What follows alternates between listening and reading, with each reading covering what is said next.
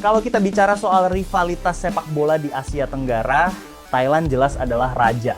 Mereka kolektor trofi terbanyak, punya liga paling mapan, dan secara statistik ada di puncak hierarki.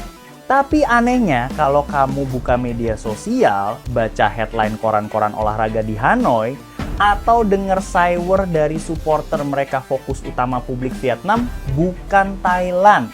Mata dan obsesi mereka cuma tertuju ke satu negara, yaitu Indonesia.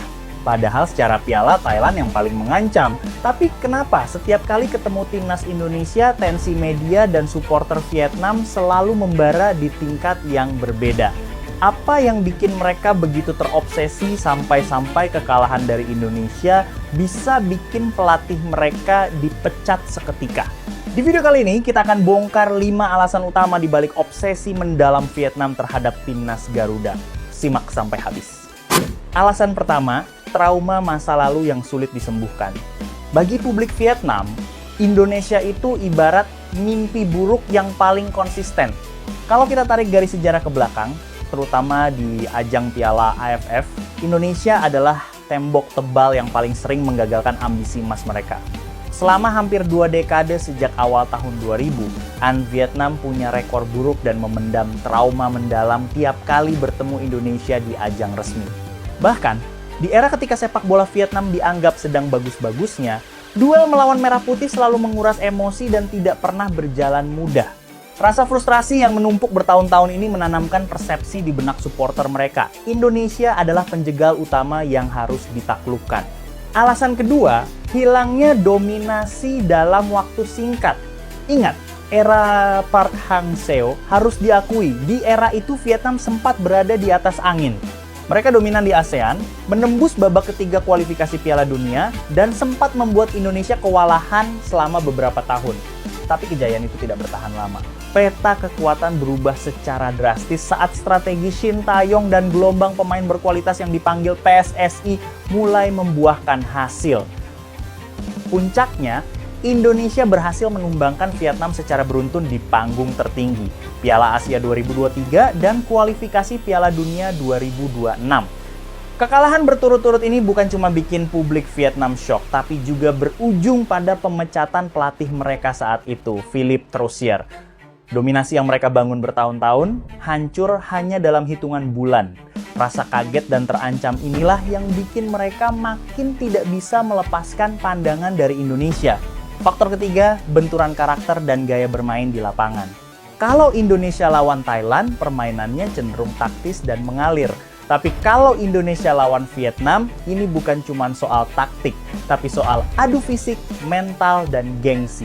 Kedua tim sama-sama mengusung filosofi permainan dengan intensitas tinggi, pres ketat, dan tidak pernah ragu untuk berduel fisik. Pertandingan mereka jarang sekali berjalan lambat.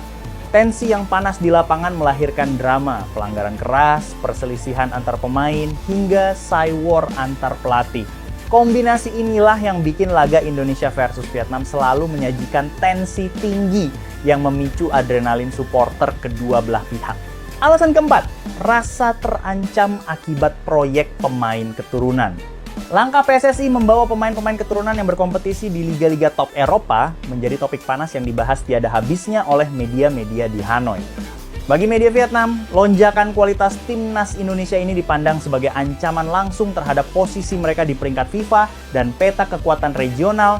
Tapi yang lebih menarik adalah dilema internal di Vietnam sendiri. Publik mereka terpecah. Sebagian merasa iri dan cemas melihat lompatan kualitas skuad Garuda, sementara sebagian lagi mendesak Federasi Sepak Bola Vietnam untuk melakukan hal serupa agar tidak makin tertinggal. Ketakutan akan tertinggal jauh dari Indonesia inilah yang bikin mereka terus-menerus memantau perkembangan sepak bola kita. Dan faktor terakhir yang bikin persaingan ini terus membara, dinamika netizen di media sosial. Suka atau tidak, supporter sepak bola Indonesia dan Vietnam adalah dua kelompok paling vokal dan masif di media sosial Asia Tenggara. Persaingan tidak lagi berhenti setelah 90 menit di lapangan, melainkan berlanjut di kolom komentar, forum analisis, hingga platform video. Saling sindir, adu argumen, dan konten meme antar netizen menciptakan efek bola salju. Media-media olahraga Vietnam sadar betul akan hal ini. emang segala sesuatu yang menjadi kelemahan di 2 game sebelumnya.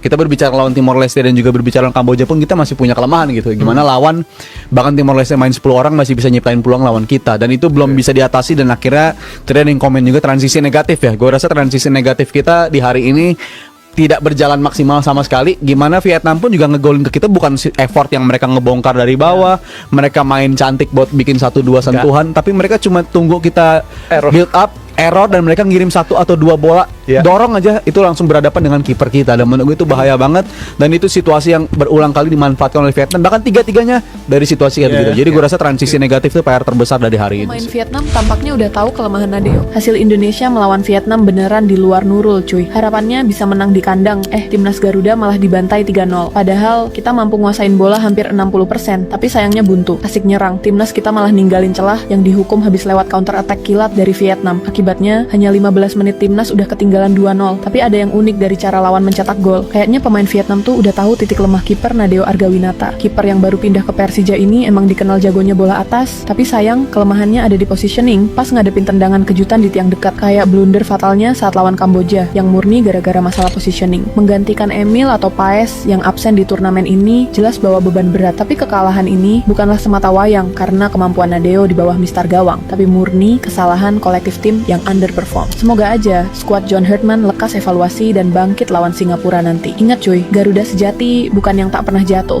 tapi yang tahu cara terbang lagi usai tersungkur. Kalian sibuk menghujat kesalahan lini belakang, padahal penyakit aslinya menjalar mutlak sampai ke lini tengah dan depan yang terbukti mati kreativitas. Pembantaian 3 gol tanpa balas dari Vietnam ini membuktikan sistem kita hancur total dari akar sampai pucuk. 2 gol awal plus tambahan dari Swanson memang murni kelengahan bek kita. Tapi yang paling fatal justru cara konyol mereka ngerespons ketertinggalan. Mendominasi penguasaan bola cuma jadi ilusi karena lini tengah kita miskin visi bermain. Praktis timnas cuma bisa spam long ball dan crossing buta tanpa ada satupun peluang matang di sepertiga akhir. Striker terisolasi, gelandang kehabisan akal, dan Vietnam dengan sangat santai menyetir tempo pertandingan. Laga hidup mati melawan Singapura nanti hukumnya mutlak menang. Sebab jika hasil imbang, timnas dipastikan langsung angkat koper. Mari kita bedah objektif. Apakah petaka ini murni lahir dari limitasi individu pemain belakang kita, atau justru keegoisan pelatih yang memaksakan sistem di luar kapasitas mereka?